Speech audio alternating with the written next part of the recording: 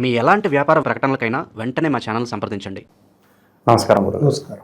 గురుగారు, కొంతమందికి కళలో పాములు కనిపిస్తూ ఉంటాయి. అలాగే ఇంటి సరౌండింగ్స్ కావచ్చు, పొలాల్లో తిరిగేటప్పుడు కావచ్చు కనిపిస్తూ ఉంటాయి.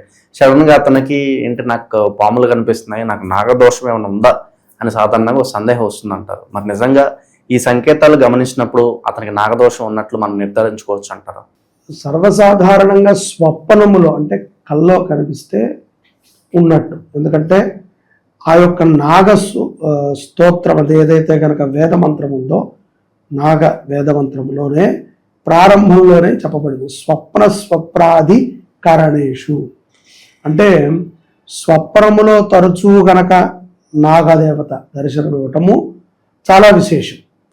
అలా గనక దర్శనమిస్తోంది అంటే గనక తనకి ఏదో మనము చేయాలి. దీంట్లో చాలా రకాలైనటువంటి పరిహారాలు మనకి శాస్త్రంలో చెప్పబడ్డాయి. కొంతమంది ఇటు మనము కర్ణాటక, తమిళనాడు అటు పక్కకు వెళితే పిండితో సర్పాన్ని చేసి దానిలోకి ఏదైతే మనము చంపినటువంటి సర్పము లేకపోతే మన ద్వారా హాని జరిగినటువంటి సర్పానికో ఆవాహన చేసి ఆశ్లేష బలిని చేసి ఈ సర్పదేవతనికి ఖననము చేస్తారు.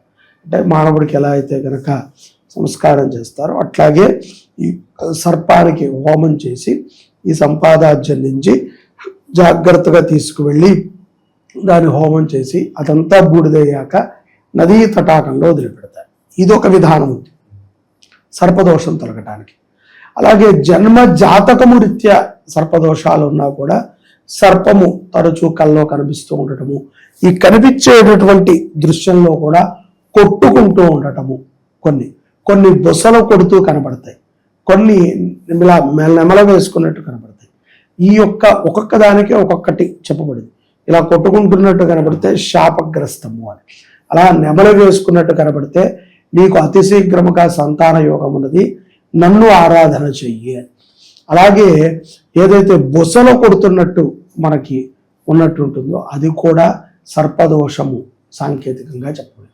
కాబట్టి ఇట్లా మనకి కనిపించేటువంటి స్వప్నాల రీత్యా సర్పదోష నివారణ చూసుకుంటాం అవశ్యం. మనకి జ్యోతిష్ శాస్త్ర ప్రకారంగా రాహుకేతు మధ్యలో గ్రహాలన్నీ పడితే సర్పదోషం అండి, లగ్నములో రాహు ఉన్నా కూడా సర్పదోషం అండి అని చెప్తుంటారు. తప్పనిసరిగా సర్పదోష నివృత్తి చేసుకుంటం ద్వారా వంశము అభివృద్ధి చెందుతుంది. ముఖ్యంగా మానవాళి తన యొక్క జీవన విధానాన్ని మార్చుకున్నవాడు అవుతాడు. గురుగారు, సాధారణంగా ఇంటి దగ్గరే మనకి సర్పాలు కనిపిస్తే అది శుభమంగా అశుభం అంటారా? ఎలా పరిగణించాలి మనం ఇంటి దగ్గర కనుక కనిపిస్తే కనుక? ఇంటి దగ్గర ప్రత్యక్షంగా సర్పదేవత కనిపించడము నిజంగా శుభ సంకేతం. అది ఎప్పుడైతే గనక ఇంట్లోకి ప్రవేశించి ఇంట్లో బొసలు కొట్టటము, ఇంట్లోనే మరణించటము జరిగితే ఇది సర్పదోషం. సర్పము ఇంటి పెరట్లో కనిపించటము, దొడ్లో కనిపించటము, లేకపోతే ఇంటి గుమ్మం దగ్గర కనిపించడము మంచిది.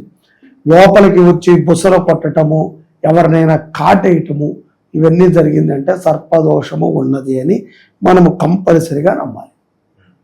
మరి సర్పదోషం ఉందని తెలిసినప్పుడు మరి దీన్ని నివృత్తి ఏ విధంగా చేసుకుంటే బాగుంటుంది? నేను చెప్పాను కదండి, సర్పశాంతి ఒక విధానం ఉన్నది, దానిని పండితులు తెలిసిన వాళ్ళు చూస్తూ ఉంటారు. అలాగే సర్ప విగ్రహ ప్రతిష్ట, యంత్ర ప్రతిష్ట, వీటిని చేసుకుంటం ద్వారా ఆజన్మాంతము సర్పదోషం తొలుగుతుంది. కాబట్టి అటువంటి వారి కోసమే శ్రీ శుభంకరి సేవా సమితి 108 సర్ప విగ్రహాలని పెట్టాలని నిర్ణయం తీసుకుంది. దాంట్లో మొదటి విడతగా రేపు మార్చి 29వ తారీఖు ఆదివారం రోజున మన దిండిగల్లో ఉన్నటువంటి గోశాలలో ఈ సర్ప విగ్రహ యంత్ర ప్రతిష్టాపన కార్యక్రమాలను చేస్తోంది. ఆసక్తి ఉన్నటువంటి వారు తమ పేరుని నమోదు చేసుకొని ప్రత్యక్షంగా మీరే వచ్చి మీ హస్తములతో మీరు ప్రతిష్టాపనని చేసుకోవచ్చు. గురుగారు, సడన్ గా మరి సర్పం కనిపిస్తే చాలా మంది భయపడుతూ ఉంటారు. అప్పటికప్పుడు ఏమన్నా పరిహారాలు చేసుకోవాలంటారా? ఏమన్నా అప్పటికప్పుడు మనము సర్పము కనిపించినప్పుడు మనము సర్పాన్ని దాటకూడదు. సర్పము దాటుతారు, చాలా మంది దాటుతూ ఉంటారు, దాటకూడదు. అది వెళ్ళిన తర్వాత ఆ ప్రదేశాన్ని మొత్తము కూడా శుభ్రం చేసి అప్పుడు ఆ ప్రదేశం కొంతమంది కొట్టడానికి కూడా ప్రయత్నిస్తూ ఉంటారు. అది మహాపాపం. అది ఏమీ చేయకుండా నువ్వు దానిని కనుక ఇబ్బంది పరిస్తే అది నీ కుటుంబానికి శాపమై ఉంటుంది. అదే సర్పశాపం, ఎందుకంటే సర్పము సహజంగా ఒళ్ళంతా విషం ఉన్నప్పటికీ తనని కెలకపోతే అది ఏమీ హానించి, తనని కెలికితే మాత్రము అది వదిలిపెట్టదు. కలియుగంలో అది ప్రత్యక్షంగా చాలామంది అనుభవిస్తూ ఉంటారు. ఎంతోమందికి చర్మం అంతా కూడా సర్పాకారంలాగా ఉంటుంది. ఇలాగ మామూలు సర్పాలకు ఎలా అయితే కనుక గొల్లగొల్లగా ఉంటుందో అలాంటి ఆకారాన్ని పొందుతారు. కాబట్టి శరీరం మీద కూడా సర్పము ప్రభావం చూపిస్తుంది. కాబట్టి సర్పము ఏదైతే కనుక దాటేసిందో, అంటే సర్పాన్ని మనం దాటకుండా ఉండటం మంచిది. సర్పం మన ఇంటికి వచ్చినప్పుడు, మన పెరట్లోకి వచ్చినప్పుడు దానిని చూసి నమస్కరించడం తప్ప. దేవతా సర్పాలు, ఏ సర్పం పడితే ఆ సర్పం కనుక దేవతా సర్పాలు ఉంటాయి. నల్లగా ఉన్నవి, బాగా మెలమెల మెరుస్తున్నవి, బంగారు వర్ణములో ఉన్నవి, ఇవన్నీ కూడా దేవతా సర్పాలు. అవి దేవుడి సర్పాలు, ఏమీ చెయ్యవు. వాటిని అలా వదిలిపెడితే వాటి పని వాటి చూసుకుని వెళ్ళిపోతాం.